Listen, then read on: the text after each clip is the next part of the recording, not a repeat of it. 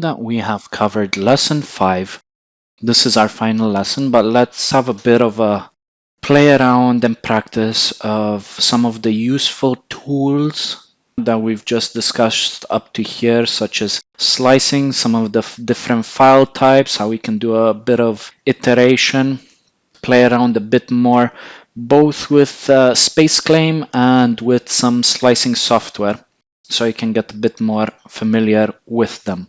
So if I take you through an example from start to finish of how you would design your parts and prepare them for 3D printing, that should give you a bit more of an understanding of the process as a whole. So let's say we want to create a tool, yeah, that has maybe like, we'll create a special type of screwdriver, right? Let's try to create something like that, yeah? So let's start off just with the handle, yeah? Create a handle over here. Actually, I should take note of the measurements, yeah? While I'm doing this, and you should do the same, yeah? How thick you want the handle. So let's say we can have a handle that's, was it 20 millimeters, 2 centimeters in diameter, yeah? Let's do 30 mil, that's 3 centimeters in diameter. That should be a good enough handle as a base to start off with. Okay, let's extrude that.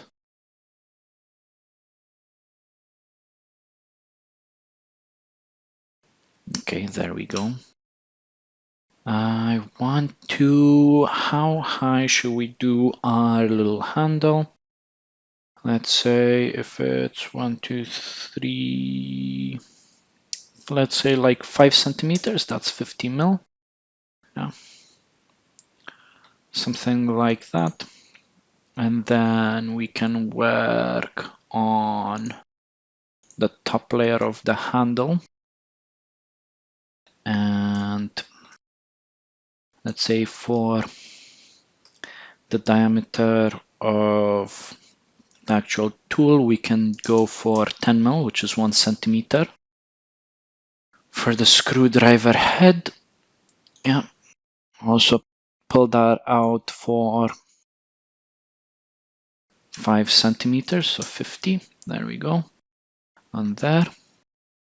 And now here comes the important bit. Let's try to do something interesting. So what sort of shape can we do? We can obviously do hexagon or an Allen key, but let's say we want to sort of, I don't know, open up a device or some electronics that have some tamper screws, yeah, tamper prevention screws. Sometimes these would have just a triangular shape to them. So if we do it like this, a little triangle, yeah, on there. Let's say the diameter of the circle, let's say 7 mil, as that's a little reference. Yeah, I'm not sure if you've seen, but some electronics, some tamper, the most common anti-tamper screws are of a triangular geometry. So if we pull this out, yeah, let's say half a centimeter, that should be okay. What we've done over here is just roughly design the tool. Let's just smooth it out a bit. Yeah, you can actually create some ribs on this surface over here. Yeah, if we wanted to. Let's try to create some semicircles. Actually,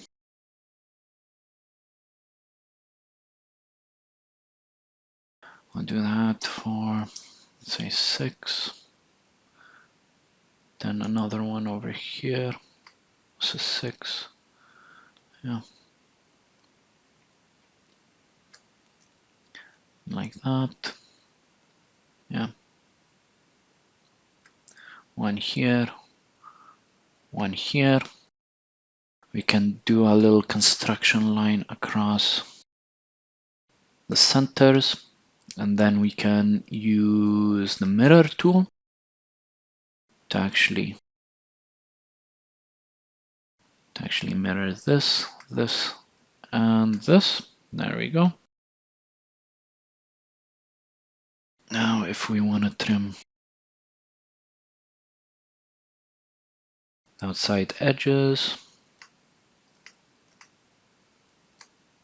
okay, we can now use the pull tool on these circles that we've drawn over here. This, this, this. Just select them all. Put the surface. We'll do a little cut. Now if we just do something like that, okay, just to give us something to grip it better, you know, and to turn it. Now if we select, no, not that edge. There we go, that edge. Over there we can, because it's a very, let's say, tough or distinctive edge, we can add a bit of a round to it. There we go, just like that. We can also do it on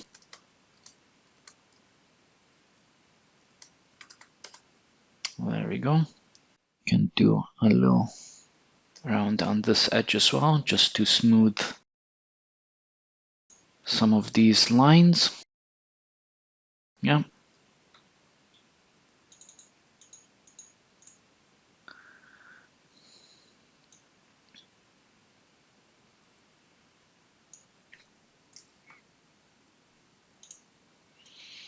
And there we go. And we just have, you know, a good example of something that looks like a screwdriver, or that can be used, you know, in a screwdriver application.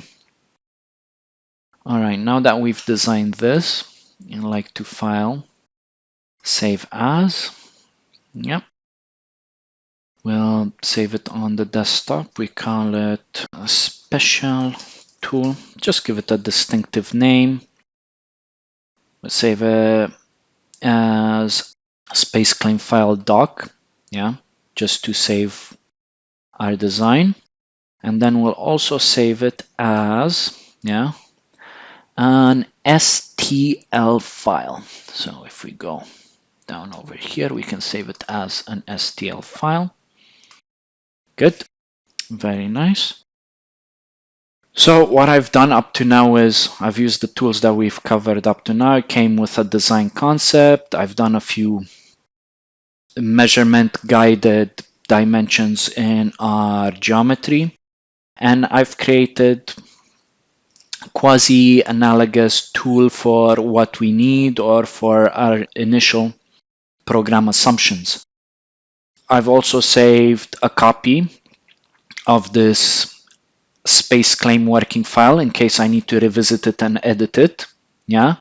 And I've exported this file as an STL document that's ready to be sliced in slicing software, and then to generate G-code that we can send later on to our 3D printer, right? So if we open up our slicing software over here, should be able to load up a file just from the desktop. As you can see, only our special tool.stl file shows, yeah, not the SpaceClaim working file, right? If we just saved it as a SpaceClaim working file, we wouldn't be able to slice it, yeah, so that's important. We have to export it as an STL in order to be able to import it into your slicing software.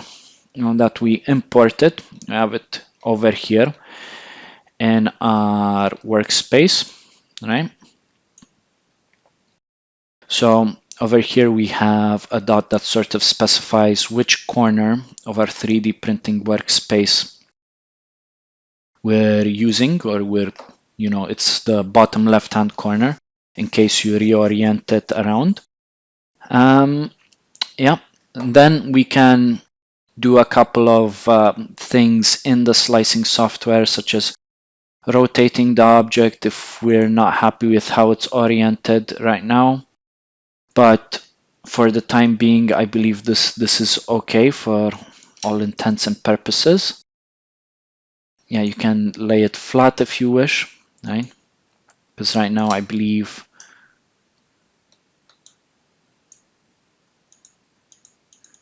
it might have not been laying flat at 0 Z position, but now it is. Okay. You can also scale the object if you really wanted to, right? You can scale it as a percentage in X, Y, and Z. So you have a set of axes over here to, give a good reference of what you're looking in. So if you wanted it to be twice as long as it is currently,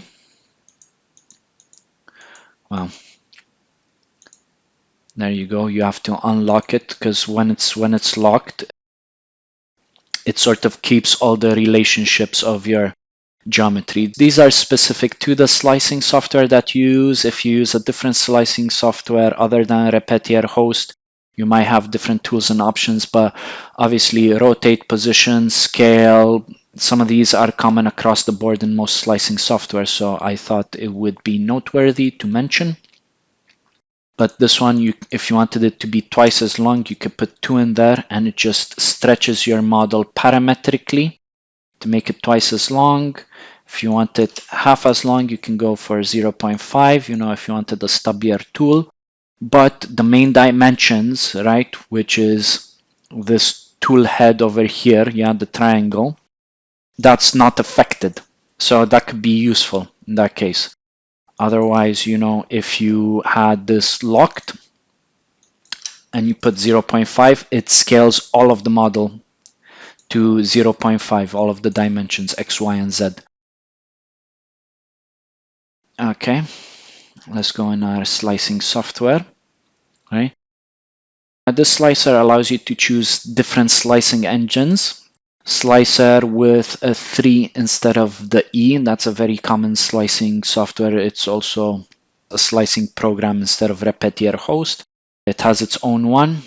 You have Cura, yeah, the Cura engine. That's also a different kind of slicing software again, but this one, a few different options that you can select, right? And each one can give you a bit of different results because they use slightly different mathematics when they calculate how many layers, layer thickness, layer heights, all of these different things. They can slice it in many different ways, how they compute the 3D geometry, right? For my printer settings, right, you can go into Manager over here. You can even import more slicer configurations if you wanted to. But for the printer settings, if you go into configuration, yeah, if you'd like to open it, there we go. So over here in the printer settings, you can see I have many different options that I can play around with.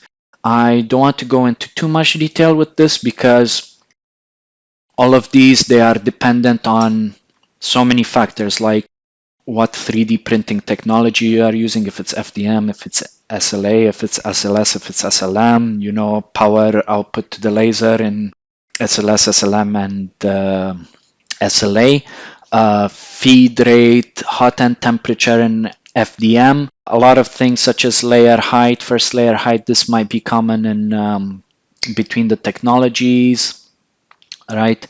Infill could be a very important one, right? Remember how we can change the different infill settings over here. You can see you get a rectilinear, grid, triangle, stars, cubic, concentric, honeycomb, so many different options, right? Skirts and brims, support material, all of these things.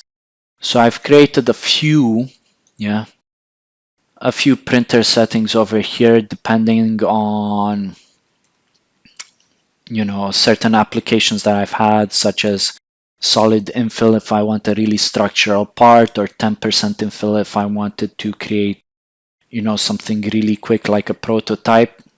So let's just do a couple of passes through the slicing software and see how some of these settings can affect or change the slicing output, right? I also have, apart from print settings, you have printer settings, right? So you have many different printers that this one, you know, you have some presets. I have some printer settings that I've also uploaded. If I go back into configurations, you also have the filament settings. Okay, cancel that.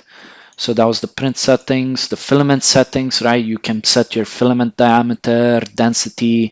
You can even set options such as cost if, you know, you wanted to say, to get the slicing software to give you an estimate of how much it would cost you material-wise to produce a part.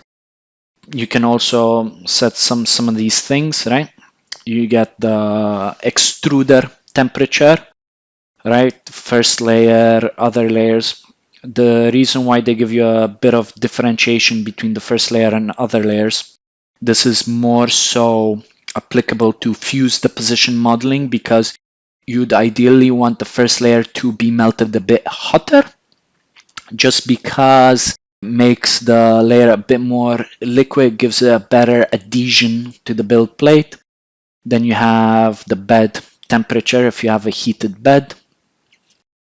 And here are the printer settings. So this is something that's very important, because at least in fuse deposition modeling, you can have many different nozzle diameter sizes. So as you can see, one that I've been using personally is 0.4 millimeters. That gives you a bit of an impression of the resolution that you get with some of these printers. Yeah, 0.4 of a millimeter, right? So it's like less than half a millimeter in diameter of the hole that the thermoplastic is extruded or melted through. You can even get smaller ones such as 0.3 millimeters if you want a greater resolution, but that might have, you know, that might clog depending on what filament you use. If you use a lower grade or lower quality filament, then it would have a more difficult time extruding it consistently through a smaller diameter nozzle. Yeah. Retraction, that's when you go between layer to layer or across gaps. The filament is pulled in the reverse direction to the extrusion direction to actually pull it out a bit and avoid any drips coming out of the extruder head. So you can set that to a couple of millimeters if you're using such as TPU, a material such as TPU, which is a flexible filament. It's not a hard filament. You can generally only use TPU with direct drive motor FDM, right? There's a different style that's called the Bowden tube, and that pushes the filament from, you know, a distance through a tube into the extruder. Whereas a direct drive, the motor is on the hot end head, right? On the extruder head. But the difference between these are the Bowden tube, where the extruder motor is not on the head, right? This makes the head much lighter, the moving head much lighter, and it causes less vibrations when you are 3D printing. However, this struggles with more flexible filaments such as TPU to actually push them through, because it can curl up and it can jam in the tube leading to the hot end, right? But if you get a direct drive extruder, yeah, where the extruder motor is right on the hot end and moves as you are printing with the head, this is much heavier, right? And you have a lot more mass that's moving about, and this can induce vibrations. But because this is pulling the filament through rather than pushing it through, you can use flexible filaments such as TPU with this methodology. But Why I'm mentioning this is TPU does not react well with retraction, so usually you'd set this to 0. It's kind of how you set different materials in the program, how they affect the settings. So you have a few configurations here. As you can see, I have a TPU configuration where my retraction is set to 0. So that's something that you need to learn it. You'll figure it out once you do research, once you establish exactly what technology you want to be using, what you want to do with it. Read up on the user manuals and user experience of all the different approaches. Okay, but let's go back over here. So let's just slice this with just one generic thing. You can see over here with this speed that I've set, I believe is 30 millimeters per second. This screwdriver that we've designed, which is how much, 5 centimeters here plus another 5 centimeters there, and maybe half a centimeter over here. That's gonna be like 10.5 centimeters in length, yeah, or in height. That will take us roughly 2 hours of build time with 500 layers, right? Also gives you how much filament you need and some other details over there. You can check the layer range if you wanted to, so you can see or simulate how it would build, and you can see the tooling path that the printer head would use. And there's one thing that I'd like you to note, that over here, yeah, the tools that, or not the tools, the mouse or key bindings that I'm using to move around are not the same as per SpaceClaim. Yeah, obviously each program that you use that has a 3D modeling or visualization interface, you run the risk of using, different controls. So over here, I'm using click and drag on the left mouse button to rotate, middle mouse button, click and drag pans, right? That's different from the SpaceClaim where you use the control and shift keys with the left mouse button to go through. But as you can see, I'm going up over here through my model, just looking as to how it would build. All right. Go up, and you can see over here, because this is sort of building on top of a different layer, the first few layers of this new geometry added on top are solid infill, and most likely as we go up, in this scenario, I believe because the cross-sectional area is so small, right, there's some things in the settings where you can say if the cross-sectional area of the model is below a certain value, give it a solid infill. Don't give it, percentage infill as we have in the handle. This is actually much better for us in this scenario because we don't want that much weight or that much material in the handle, but in the actual shaft of our tool, we want this to be much stronger. So in this case, that works well for us in this scenario. You can go up, right, through all the layers. As we approach the end, you will start to see our little triangular head be constructed over there. Very nice. So we've had that. And if you wanted to print this as it is, right? If you had your 3D printer connected via cable, right? USB cable to the computer, you could directly tell it to print. But in this situation, or more commonly, right, in an industrial application or in a real world application, you wouldn't stay with your computer right next to the 3D printer to send the files directly. You'd save them on a USB or an SD card, right? Some 3D printers, especially FDM 3D printers, they have an SD card reader so they can print directly off of that, so you don't have to lug your computer around. Or if you have several printers, or if your 3D printer is located different location from the design office, you can go to the design office, design your part, slice your models, save them onto an SD card, and just carry that tiny SD card with you, even in your wallet per se. Go to manufacturing or printing room, insert that SD card into your 3D printer, and then it will print directly from the SD card.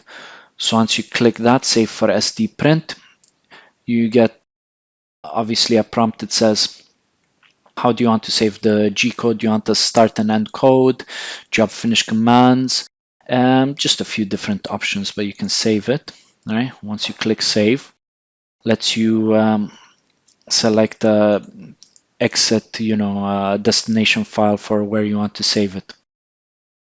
But I'm not going to save it right now. If you save it, you can edit the G code, which is visible over here. You can also edit this in a Notepad document, or if you have a programming software such as Python, right? You could open this up in there and edit some of these settings or lines of code if you wanted to. Most of the lines of code are X, Y, and extrusion, parameters. So how much you need to extrude, from X to at this point X to Y, and in what direction. It has a lot of information over there. So it's you have some over here you have extrusion 0, you reset the extrusion distance, you retract going from different areas. You have some command lines like F1800, that's a special code that the 3D printer would know what to do with that. You can look up some of these codes online on Google, and they can give you some more information as to what they do. So you've seen that with a 10% infill, fast speed, which I believe is 30 millimeters per second from my settings, we can print this in 2 hours.